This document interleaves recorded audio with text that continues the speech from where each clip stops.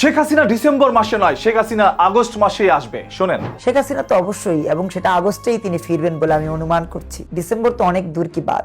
শেখ হাসিনা সত্যিকার অর্থেই বাংলাদেশের মানুষের যে কষ্ট, দুঃখ, বেদনা, এই বিষয়গুলো নিয়ে খুব উদ্বেগের মধ্যে রয়েছেন। এই ব্যক্তিটি যেই কথাগুলো বলেছে যে শেখ হাসিনা ডিসেম্বর মাসে কেন আসবে, শেখ হাসিনার আসার কথা আগস্ট মাসে, কারণ এই দেশের মানুষ নাকি শান্তিতে নাই, পুরো অশান্তিতে রয়েছে, এবং তারেক রহমান নাকি অবৈধ সরকার, তাই বৈধ সরকারকে দেশে আনার জন্যই পরিকল্পনা সাজিয়েছে এই শান্তা ফারজানার স্বামী এবং শান্তা ফারজানা নিজেও। তারেক রহমান সরকার অবৈধ, এই বিষয়গুলো কিন্তু মাথায় রাখতে হবে। বৈধতা দেওয়ার আগে আমাদের নাকের উপরে, মাথার উপরে, চোখের উপরে ছড়ি ঘুরালে বাংলাদেশের মানুষ সেই ছড়ি ঠিক মতো পৌঁছে দিবে। যেই শান্তা ফারজানাকে কিছুদিন আগে আপনারা দেখেছেন জুলাই যোদ্ধা তার গালটাকে লাল করে দিয়েছিল, এরপর বাংলাদেশের সুশীল সমাজ, নারীবাদীরা সেই শান্তা ফারজানার পক্ষ নিয়েছে, তার পাশে দাঁড়িয়ে তার পক্ষে কথা বলা শুরু করেছে। যারা শেখ হাসিনাকে এই দেশে পুনর্বাসন করতে চায়, আওয়ামী লীগকে ফিরিয়ে আনতে চায়। আমাদের বাংলাদেশের মাননীয় প্রধানমন্ত্রী জনাব তারেক রহমান নাকি অবৈধ সরকার, এইভাবেই তিনি আখ্যায়িত করেছেন। এই শান্তা ফারজানা আওয়ামী লীগ এবং ভারতের এজেন্ডা বাস্তবায়ন করার জন্যই উঠে পড়ে লেগেছে।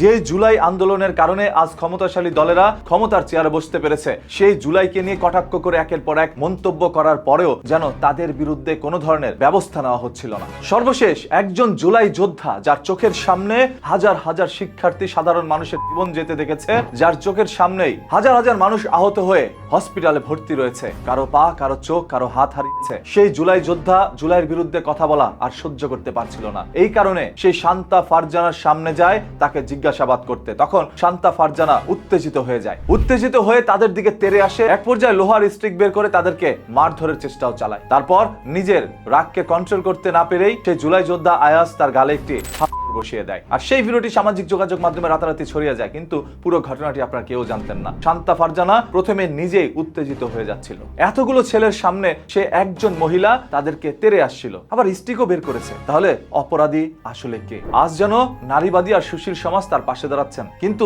তার অপরাধগুলো দেখছেন না। তিনি একের পর এক অপরাধ করে যাচ্ছে। ওসমান হাদিকে বলেছে জঙ্গি, এবং এই জুলাইকে তিনি কটাক্ষ করেছেন। হাদির ভাই পালায়ে গেছে, হাদির বউ নাকি ভিসার জন্য আবেদন করছে, হাদির বোন নাকি চলে যেতে চায় লন্ডনে।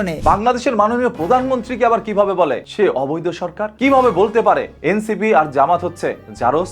14 গোষ্ঠী জারজ, হাসনাত 14 গোষ্ঠী জারজ, নাহিদ 14 গোষ্ঠী জারজ, শাহরিয়ার কবির 14 গোষ্ঠী জারজ। এই সম্পর্কে আরো তথ্য জানতে এখনই পেজটাকে ফলো করে রাখেন।